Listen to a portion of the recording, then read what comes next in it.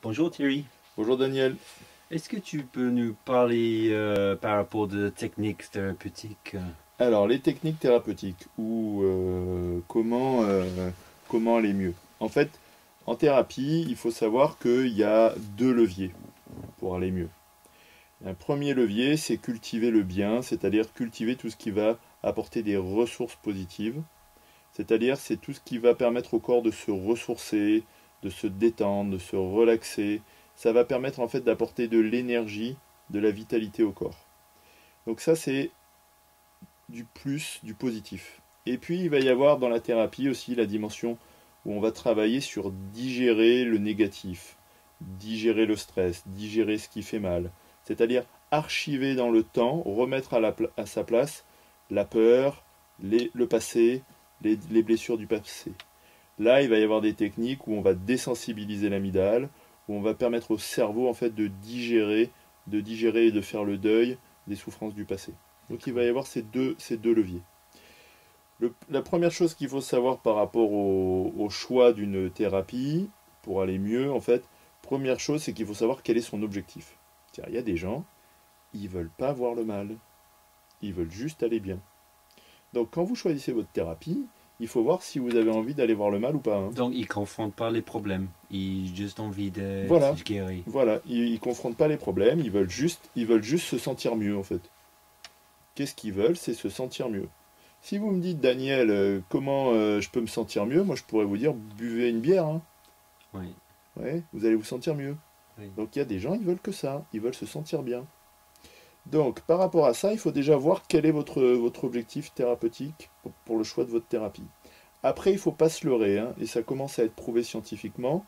Ça, c'est notamment aux États-Unis qui ils sont à la pointe de ça. On sait maintenant plus une thérapie sera active, plus elle sera efficace. Et on sait aussi que plus une thérapie sera orientée sur le stress, les émotions, plus elle sera efficace aussi. Parce qu'en fait, au niveau du cerveau, c'est le cerveau émotionnel qui impacte le plus. On l'a vu avec notamment, on en avait parlé par rapport à Antonio Damasio. Donc si vous avez si vous avez une thérapie qui travaille sur l'émotionnel, ça sera plus efficace.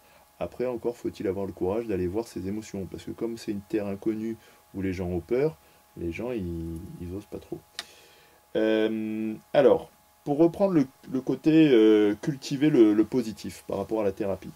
Pour cultiver le positif, en fait, il faut apporter des ressources. Il peut y avoir des informations, lire des livres, il peut y avoir sentir de la détente, il peut y avoir des relations positives, c'est-à-dire vous allez être dans un groupe de thérapie, rencontrer des gens, etc.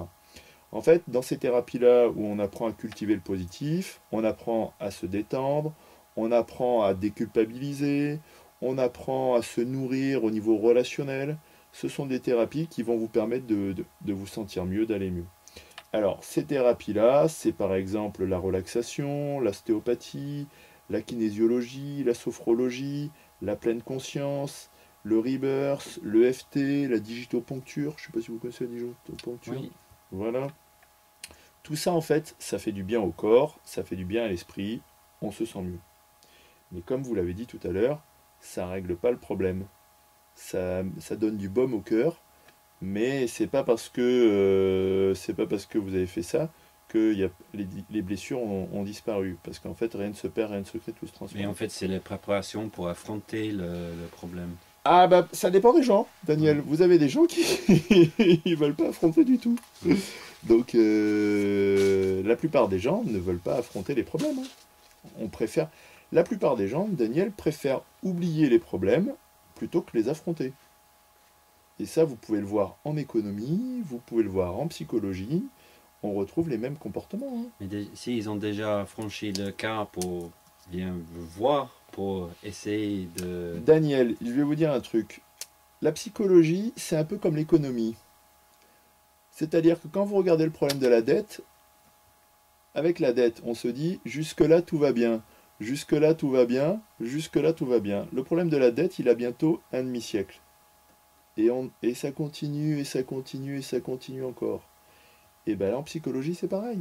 Les gens se disent jusque-là tout va bien, jusque-là tout va bien, Je peux le jusque-là tout va bien. supporter, donc... Voilà. Généralement, les gens ils vont voir un psy non pas à leur premier divorce, mais plutôt à leur quatrième. D'accord. Vous avez compris, Daniel?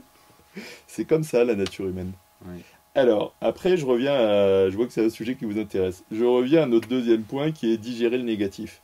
Là, en fait, vous avez des techniques qui commencent à être connues maintenant, telles que EMDR, Eye Movement Desensibilization and Restructuring. Vous avez dans EMDR le mot desensibilization. Et là, on retrouve en fait le principe de la désensibilisation de l'amygdale, c'est-à-dire les techniques de désensibilisation par exposition. Et en fait, là, on travaille sur la peur et on travaille sur le stress. Vous avez aussi la thérapie primale, qui est une thérapie de désensibilisation par exposition au traumatisme de naissance. C'est une façon aussi de considérer cette thérapie-là. D'une certaine façon, je pense qu'Arthur Janov ne sera pas d'accord là-dessus, mais en tout cas, ça peut être une façon de voir le traumatisme de naissance.